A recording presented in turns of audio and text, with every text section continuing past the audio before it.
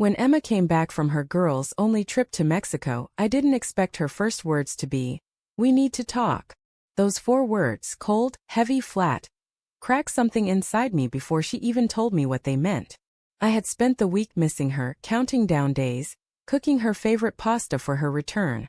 I'd even cleaned the apartment top to bottom. Now she stood there, tan lines on her shoulders, eyes red like she hadn't slept, twisting her wedding ring like it suddenly didn't fit. "Are you okay?" I asked, forcing a small smile. She swallowed. "No, Jake. I'm not." I felt the air in the room thicken. "What happened?"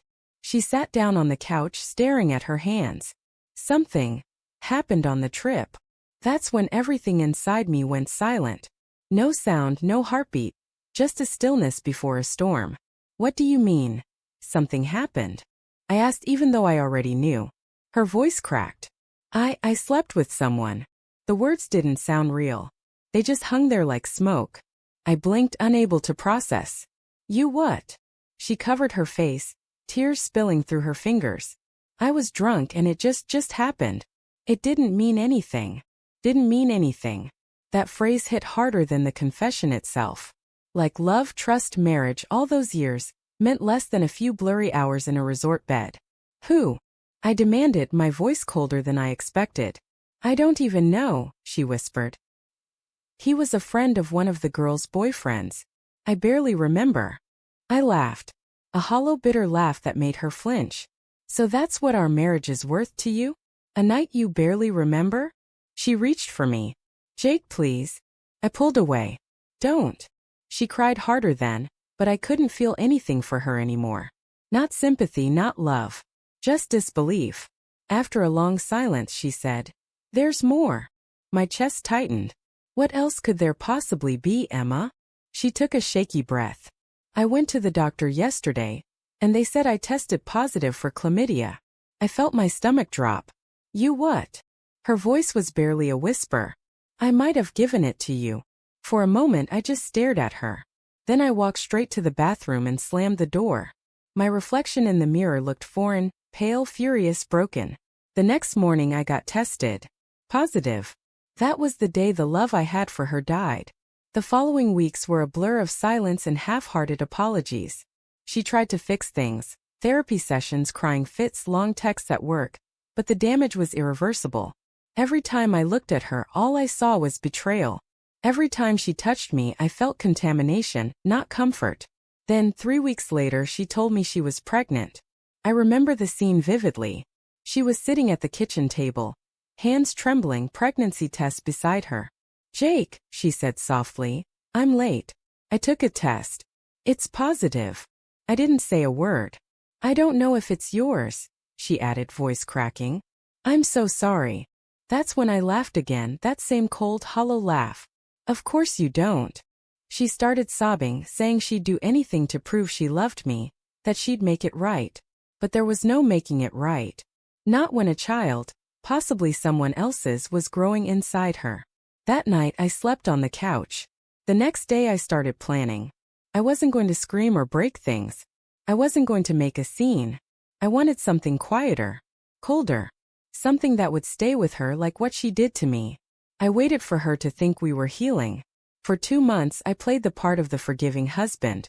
I went to therapy, held her hand, cooked dinner again. I even touched her gently, told her I wanted to try. And she believed it. She started smiling again, humming while she cooked, kissing me goodnight. She told her friends we were working things out. That's when I told her I wanted a fresh start. I said, "Let's move somewhere new. New memories. New home. Just us and the baby." Her eyes lit up. She hugged me like I was the same man she married. I found a nice house in a quiet suburb, under my name only. Told her it was temporary until the baby came. She helped me pack, all smiles and soft words. Then came the day I told her I had one condition before we moved. "I want a paternity test," I said, watching her face carefully. She froze. "Jake, please." "Emma," I said firmly. "If we're starting fresh, I need to know." Tears welled up. "You don't trust me?" I looked her dead in the eye.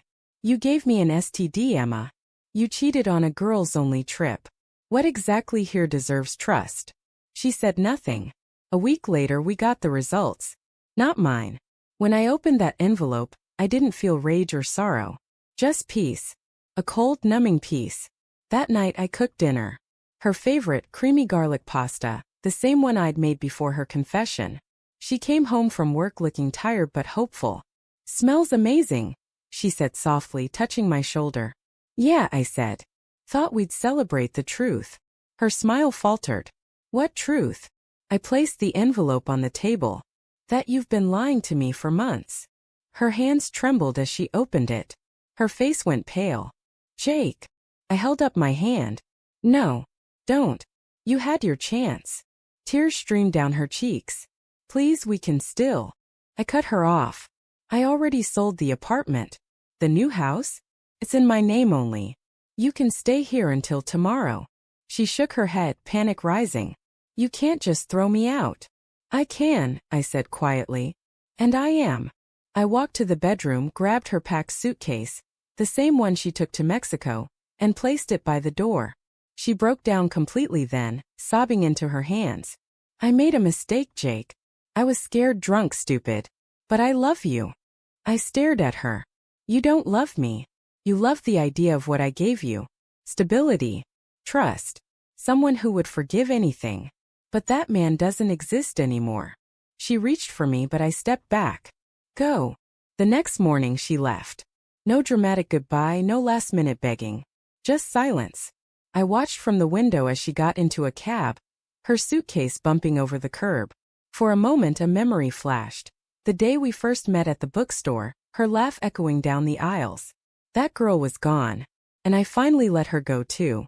3 months later I got a message from her friend Melissa, one of the girls who'd gone on that Mexico trip. "Jake, I think you should know. Emma lied about a few things. She wasn't drunk. She'd been seeing that guy for a few months before the trip.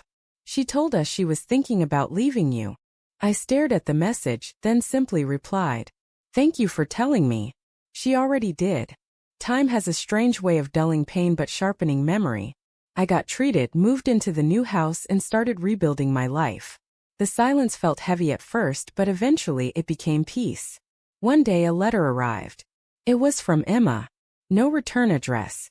Just my name in her familiar handwriting. Inside was a photo. A baby boy with dark hair and blue eyes.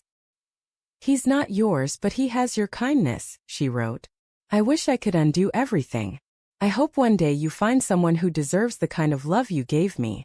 I folded the letter, placed it in a drawer, and never opened it again. But here's the thing about betrayal. It doesn't destroy you immediately. It burns slowly, hollowing you out until you rebuild yourself from the ashes. So what did I do next after losing everything I thought mattered? I started again on my terms. I took the money from the apartment sale and launched a small woodworking business. I spent my nights designing furniture, shaping wood, creating something real from broken pieces, something solid, something mine. And every time I carved a new table or smoothed a piece of oak, I thought, this is what love should have been: patient, honest, crafted by hand, not destroyed by impulse. Months later I met someone, a woman named Leah, a customer who came in looking for a dining table. She was gentle, curious, kind, and patient enough not to ask about my past. I didn't tell her everything right away. But one night when we sat under the warm glow of my workshop lights, I finally did. She didn't say anything for a long time. Then she whispered, "I'm sorry that happened to you, but I'm glad it didn't break you." And for the first time in what felt like forever, I believed her. Because sometimes revenge isn't loud or cruel. It's not screaming or cheating back or burning bridges. Sometimes the most epic revenge is peace, building a life so whole, so full, that the person who broke you becomes nothing more than a memory you no longer bleed from. And that's exactly what I did.